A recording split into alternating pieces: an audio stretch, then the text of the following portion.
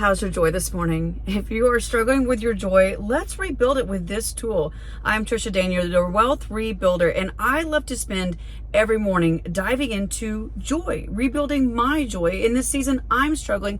I know you're struggling. And so every day, just being able to start with, man, I've got this, and I'm not going to lead out of my fear anymore. How many of you have been every single day?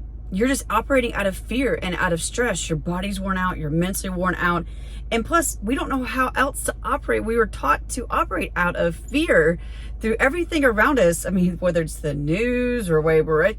It's everything is fear this, fear that. Oh my gosh. What if we led into faith? What if that was our main tool? We guided every single day. We rebuilt our walls of joy through faith. And I know that can sound kind of fluffy, but you know what? It worked for Paul. Apostle Paul in the Bible was in jail.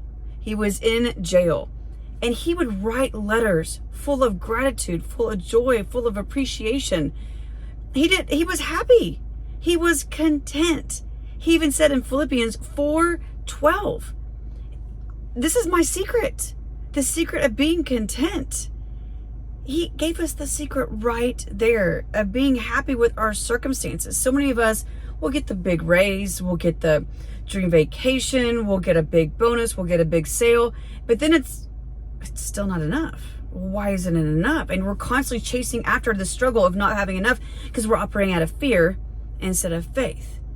Instead of looking and being happy with what we have right in our hands, we're constantly out of fear that it's never going to be enough. We're always going to lack instead of the faith of God will supply all of our needs. So what if today, our rebuilding tool, we use our faith?